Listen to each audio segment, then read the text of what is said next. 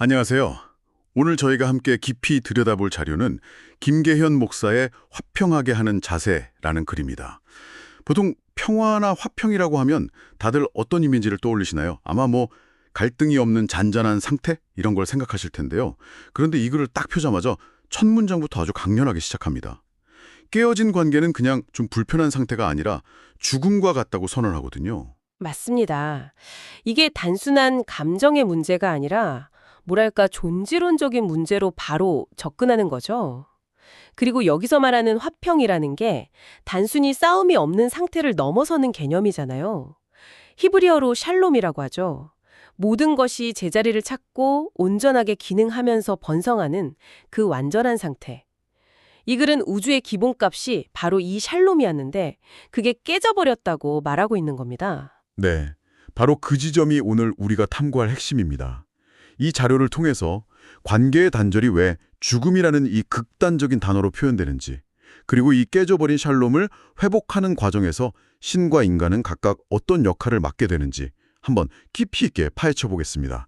자, 그럼 첫 번째 그 충격적인 명제부터 시작해 볼까요? 관계가 깨지는 게 죽음과 같더니 이건 좀 너무 심한 비유 아닐까요? 글의 논리를 따라가 보면 꽤 설득력이 있습니다. 그 신학적인 뿌리를 창세기 3장의 아담과 하와 이야기에서 찾고 있거든요. 우리가 흔히 선악과를 먹은 사건을 그냥 규칙 위반 이 정도로 생각하지만 이 글은 그걸 삶의 축이 무너진 사건으로 규정합니다. 맞아요. 이전까지 하나님 중심이었던 세상이 이제 자기 중심으로 재편된 일종의 우주적인 쿠데타라는 거죠. 거기서 정말 교묘한 지점이 나오잖아요. 선악과를 먹는다고 해서 바로 죽지 않았다는 사실이요. 꼭 사탄의 말처럼 봐, 안 죽잖아, 괜찮지? 이렇게 속삭이는 것 같아서 더 무섭더라고요. 정확합니다. 그게 바로 이 글이 말하는 죽음의 핵심입니다. 여기서 말하는 죽음은 심장이 멎는 그런 육체적 죽음이 아니에요.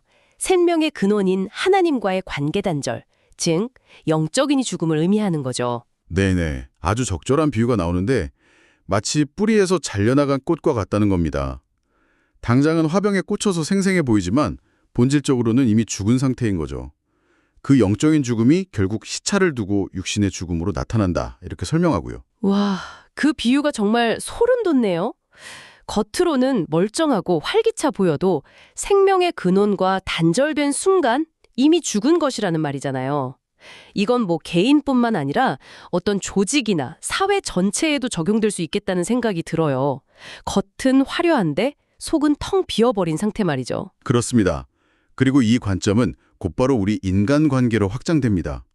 그래서 오스카 탐슨이라는 인물의 말을 인용하는데 인생에서 가장 행복할 때는 좋은 관계 속에 있을 때고 가장 불행할 때는 관계가 깨졌을 때라고 말해요. 이건 누구나 공감할 것 같은데요? 네.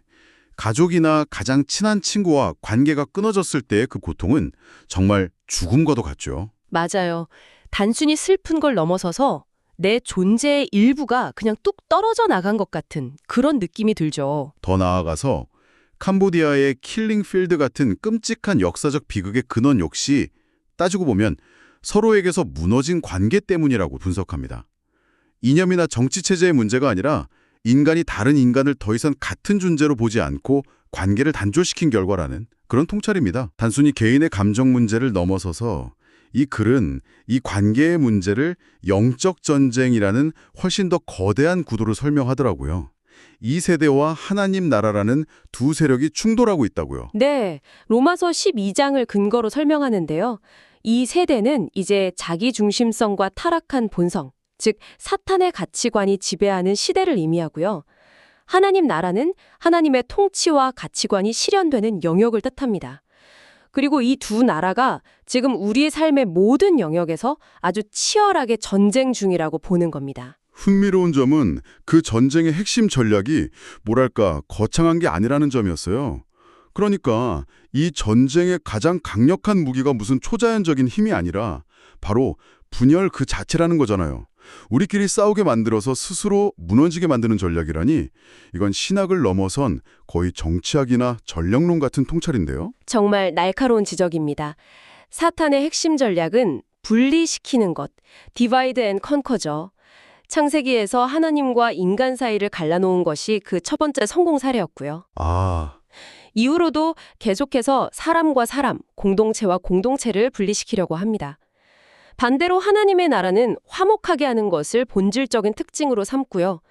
그래서 어떤 공동체에 성령의 역사가 있는지 분별하는 방법 중 하나가 그곳에 진정한 화목이 있는지를 보면 알 수 있다고까지 말합니다. 구체적인 예시로 들었던 고린도 교회의 상황이 딱 그거네요. 맞습니다. 갈라디아서를 보면 당 짓는 것, 그러니까 파벌을 만드는 행위가 우상 숭배나 살인과 같은 수준의 끔찍한 죄악으로 언급되거든요. 그런데 고린도 교회가 바로 그 문제로 시끄러웠습니다. 교인들이 나는 바울파, 나는 아볼로파 하면서 파벌을 만들었고 그 결과 교회가 하나님의 능력을 완전히 잃어버렸다고 육신에 속한 어린아이 수준으로 전락했다고 신랄하게 비판받습니다. 여기서 정말 역설적이면서도 재미있는 비유가 나오잖아요.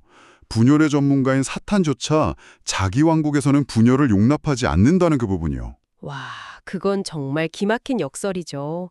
마가복음 3장에서 예수가 한 말인데 스스로 분쟁하면 그 나라가 설 수 없다는 구절을 인용합니다. 분열이라는 무기를 가장 잘 쓰는 존재가 정작 자기 진영의 결속은 누구보다 중요하게 생각한다는 거잖아요. 그러네요. 그만큼 분열이 본질적으로 얼마나 파괴적인지를 역으로 증명하는 셈입니다. 공동체가 쪼개지고 서로 미워할 때 사탄이 가장 기뻐한다는 말이기도 하고요. 자, 그럼 이렇게 거대한 분열과 갈등의 힘 앞에서 우리는 완전히 무력한 존재일까요? 이 깨진 관계를 회복하고 샬롬을 이룰 힘은 대체 어디서 오는지 자료는 그 답을 명확하게 제시하죠. 네, 그 답은 오직 하나님에게서만 찾을 수 있다고 단언합니다. 하나님 자체가 화평하게 하는 분이라는 겁니다. 하나님의 이름 중 하나가 여호와 샬롬, 즉 여호와는 평강이시다. 예수는 평강의 왕, 성령은 하나 되게 하시는 분으로 묘사되죠. 그러니까 삼위일체 하나님 자체가 화평과 화목의 본질이라는 겁니다. 하나님이 화평을 이루시는 방식이 구체적으로 두 가지로 설명되죠. 첫째는 사람을 하나님 자신과 화목하게 하는 것입니다. 이게 모든 화평의 출발점이라고 강조하는데요.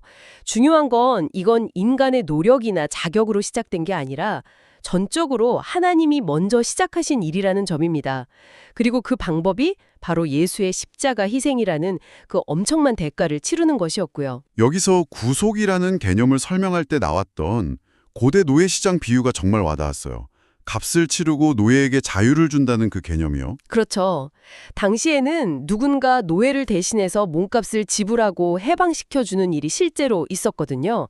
이 글은 예수가 돈이 아닌 자신의 목숨을 대속물, 영어로 랜섬이라고 하죠. 그걸로 지불해서 죄의 노예가 된 인간을 해방시키고 하나님과 화목하게 했다고 설명합니다. 한번 생각해 보세요. 우주 만물의 창조주가 자신의 피조물과의 깨진 관계를 회복하기 위해 직접 그 엄청난 대가를 지불했다는 사실이 이게 얼마나 놀라운가요? 정말 스케일이 다른 이야기네요.